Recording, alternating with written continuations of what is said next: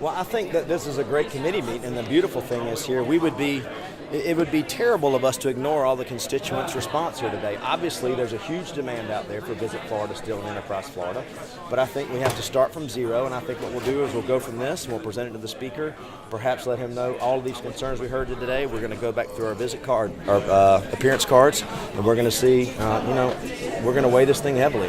It's too important to ignore. So at the end of the day, if this actually does move forward in some form or fashion between the House and the Senate, it probably won't be. The speakers made an impression on you. Did you hear any one speaker or one anecdote that kind of caught you? I appreciate the guy coming from, he's a dairyman, so I'm an old-time agriculture guy myself. So I appreciate him coming over saying, hey, every little bit that he can help from Enterprise Florida that helps market his county, even though you don't find Enterprise Florida normally marketing agriculture goods, that usually falls on the FDACs. I think that he had a compelling story in that, hey, it's not just about him selling his milk, it's about getting people to the county, because at the end of the day, that sells his products. That stuck out in my mind.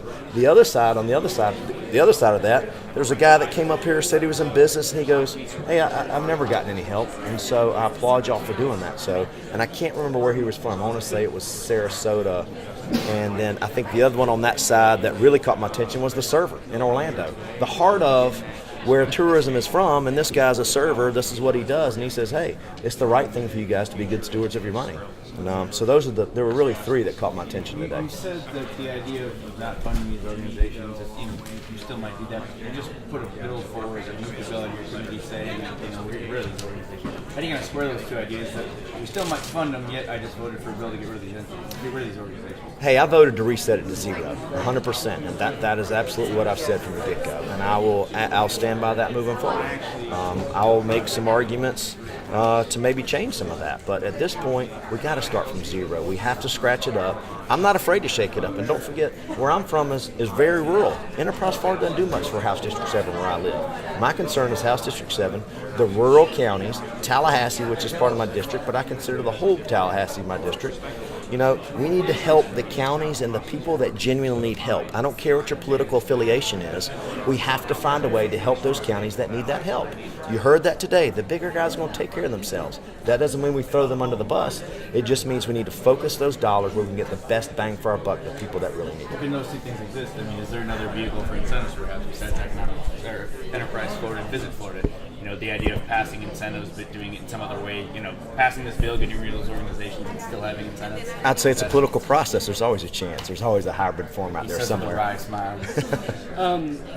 This might be putting the cart ahead of the horse, but in the Senate today, they heard a proposal, or not a proposal, but a study from OPAGA about EFI's effectiveness.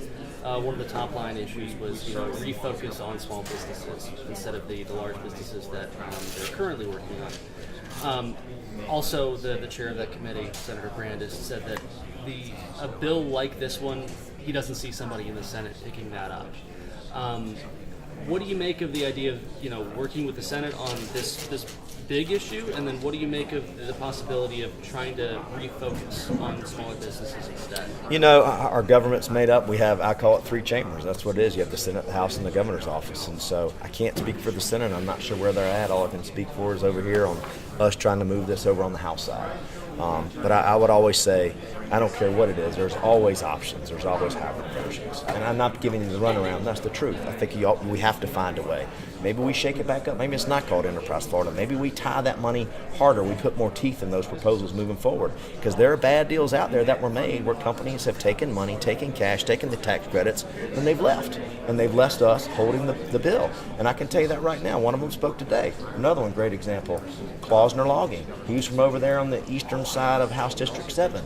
They're a logging mill. They haven't been paying their bills for 3 months. And guess what? That leaves my logging guys, those guys that work over there, they get paid by the week. And when those guys don't get paid, guess what? Their families go under. They're struggling. So we got to find a way to maybe put some more teeth in people like that so they just don't run off and take the taxpayers' money. It's your committee's bill. You haven't poked around at all in the Senate to see what the feeling is over there? Isn't that something, a due diligence thing you do with something like this? It is something you do, but I'll tell you what, I've kind of been buried on it right now, and so I wanted to get it out of this committee, and we'll bring it up over there when the time is right. Anybody else? Good. Okay. Thank y'all for being here today. I appreciate it.